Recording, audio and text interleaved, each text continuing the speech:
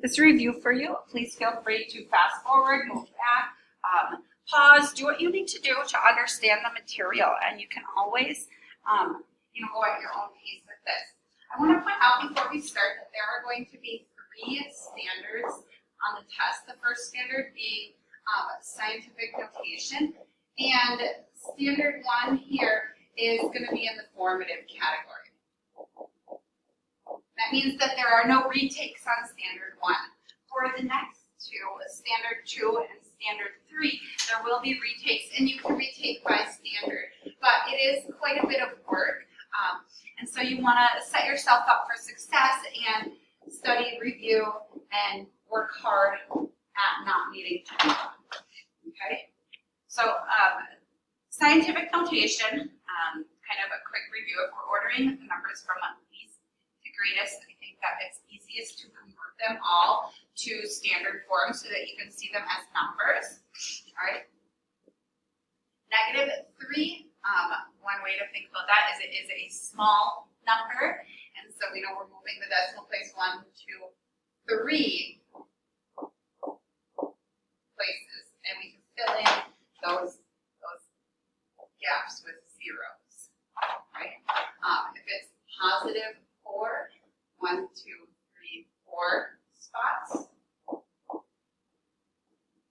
and fill the gaps with missing zeros, right?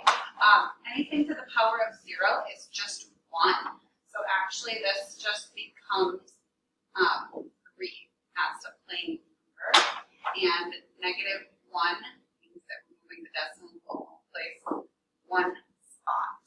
All right? So least to greatest, which is the smallest value up here. The smallest value is this 0.005, and then 0.7, and 3, and 20,000. Right? So convert them into standard form first. I think that that's easiest. Getting into some exponent rules, right? There's a few different ways you can do all of these. They're going to be combined a little bit. And so with my negative here, -2, I'm going to distribute that to everything. Some of you learned it as feed the birds. That's fine as long as you forget that. If you don't forget that everything in there is a bird, right? 3 to the power of -2, x to the power of -8, 2 to the power of -2, y to the power of -10, power to a power you multiply. All of these negatives are actually going to flip. Some of you might have decided to flip that fraction at the start, and that is perfectly fine. All right? Negative exponents you flip. And then let's simplify. 2 squared is 4, and 3 squared is 9. When you're multiplying, you want to regroup and then multiply together. So -5 times 6 is -30. And then if we look at the w's, when you multiply powers with the same base, you add the exponents. So we're left with w to the power of -3, which simplifies that w moves down and becomes positive. All right. -30 stays, it is not an exponent. So let's simplify a couple more. If we want to write this 5 to the -3 with the base only once, that would be 1 over 5 cubed. If you do want to check your work or simplify it on your calculator, 5 to the power of 3 is 125. When you're looking for negative exponents, right, only the -1 moves. Everything else stays the same. So that 7y to the 4th does not move. Regroup. So anytime you see multiplication, you want to regroup. So 9 times 4 is what we're multiplying. And then the b's, when you multiply powers with the same base, we add the exponents. And then make sure that you simplify as the last step. So b to the power of 7 moves down.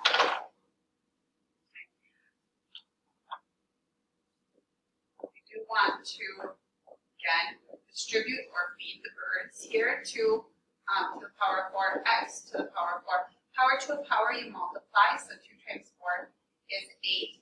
And we can simplify this 2 to the power of 4 to 16. This is kind of like a sneaky 1 on top of your x. If there's nothing there, there's a 1. So 1 times 4 is 4. Anything to the power of 0 becomes 1. So you can think of this whole unit here becomes a 1. And what's left then is w squared. So you can write 1w squared or just plain w squared. That piece cancels out. When you're using seeing multiple variables, think about doing each variable individually. There's a few ways we could do this. All right, I'm using the subtraction rule. All right, 5 subtract 9 is negative 4. Negative 3 subtract 9 is negative 12. And then you can see these are both negative, and so we would want to move them to the denominator. Okay. There are different ways you could do that. You could have just moved the 3 down to the denominator and added them together. We could see that 5 of the x's cancel out and you're left with 4 in the denominator. A few different ways to get to the same place.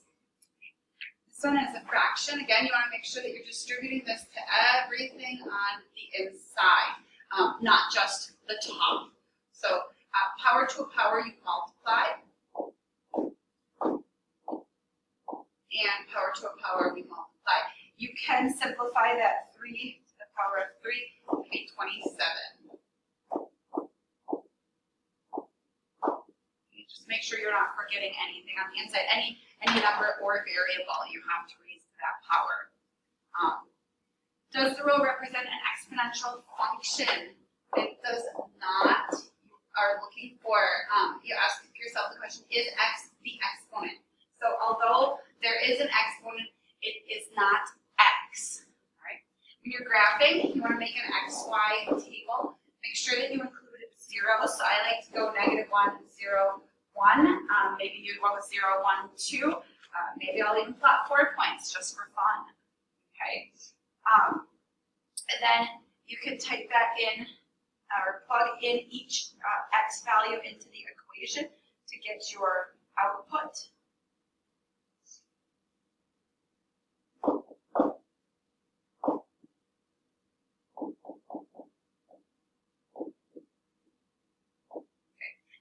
It's okay if you have decimal answers, just put it in between the boxes. So -1, 15, 2, 4, 6, 8.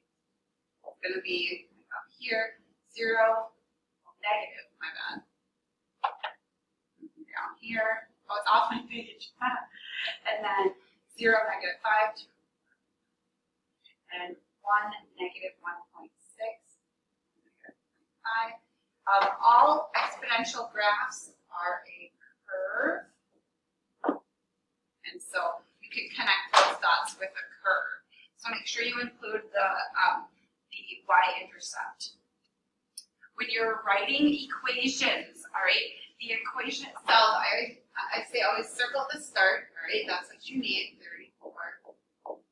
And then look for the word compounded, all right. If it's compounded, that's when you know that you need to use this formula here, okay? And so if it doesn't have the word compounded, then you're looking for a growth or decay model. And so look for any keywords. This one has decreasing, and so I know I'm going to do 1 and then subtract the rate because it's decreasing. It doesn't have the word compound. The rate needs to be written as a decimal. To get a decimal, or to convert it, you would divide by 100. Okay. And then to the power of time, or x, all right? My time in this case is 4 years, right? This would be an acceptable equation. It's kind of just like asking you to show your work. Another thing you could do is actually make it into a y equals equation. So y equals 34. I need more space.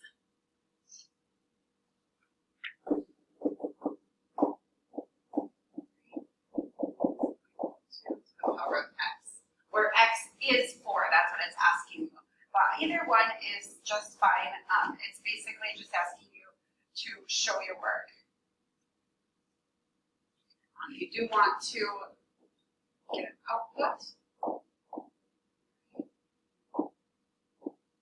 2. There you go. So now let's look at this kind of larger equation, the compounded. Quarterly is going to mean that our n value is 4. Okay, because there's 4 quarters in $1. Now let's fill them in. So my start is 800. That's the P, or the principal interest.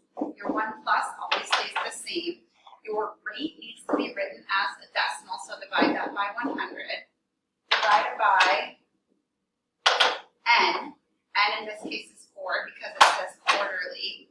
And then you're raising it to the power of n times time. So that would be 4 times 5. That's multiply. That's not 4.5. So I like to type it into my calculator like this. And then 4 times 5 is 20. So use a 20 for your exponent so you don't mess up that exponent part.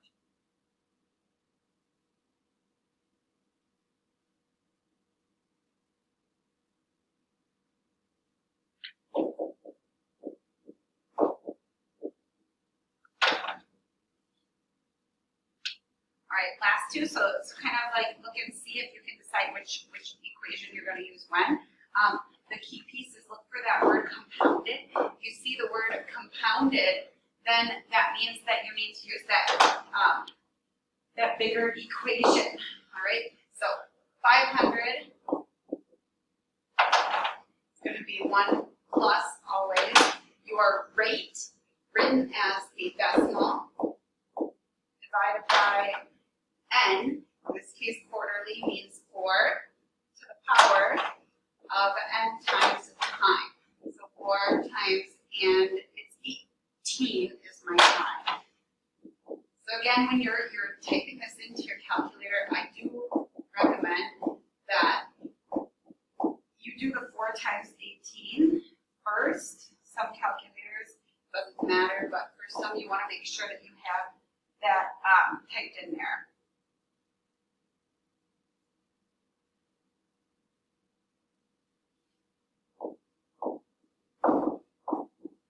This one doesn't have the word compounded, and so we're going to look at just a growth or decay model.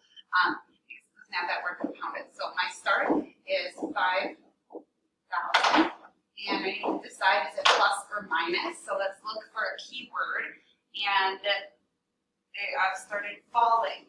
Okay, falling is decreasing, so that's another subtraction. 7%, 0.07. The power of time after 30 days. We can type that in and figure out what it'll be.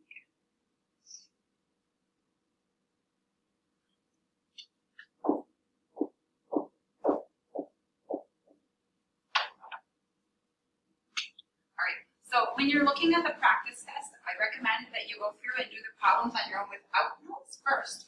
Identify what your strengths or weaknesses are so you know what you need to spend more time on and study. Then ask questions either from your teacher, email, maybe sign up for a Friday help session with your teacher if you want to go over the practice test. You could also ask your friends. You could ask the Google. You could go back and look at old notes, old videos, all right? So figure out what you don't know, and then at the end, go over answers and make sure that you understand them. Don't just get the answer, understand why and how you got there. So learn from your mistakes and correct your mistakes. Happy solving!